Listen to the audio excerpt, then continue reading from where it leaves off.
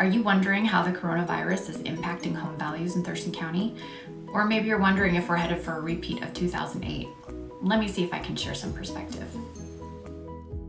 When we compare data from April 2019 to April 2020, we find a drop in home sales of 28%.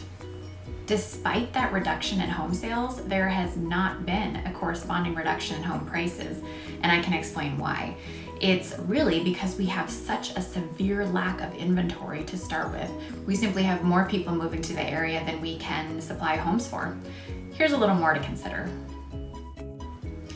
In the early days of the 2008 financial crisis, we had about 7 sellers for every buyer. Today we have more like 1 seller per 1 buyer. It's a pretty big difference. So let's put this into perspective. A typical balanced market has 5 sellers to every 1 buyer, and in a buyer's market, prices tend to rise more moderately. In 2008, we were grossly oversupplied with homes, meaning we had more homes available and being built than we had buyers for them. Today, we are dramatically undersupplied.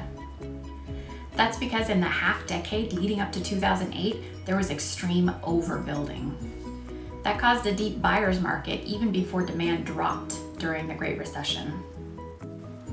Here's another look at how the type of market we're in impacts home values. In 2008, we were in a buyer's market. Today, we're still deep in a seller's market. To get to a buyer's market where we'd expect to see flattening or lowered prices, we'd need to increase our homes for sale by 6 times. Reaching that level of inventory is pretty darn unlikely. In fact, the only time we've had that many listings were in the months leading up to 2008 when we were building 4 times as many homes as we are today. And that's before the coronavirus, which has introduced even more limitations. Besides that, today we have so much public policy mitigating the impacts to those who have lost jobs and income. And the intent of those policies is to reduce or prevent foreclosure.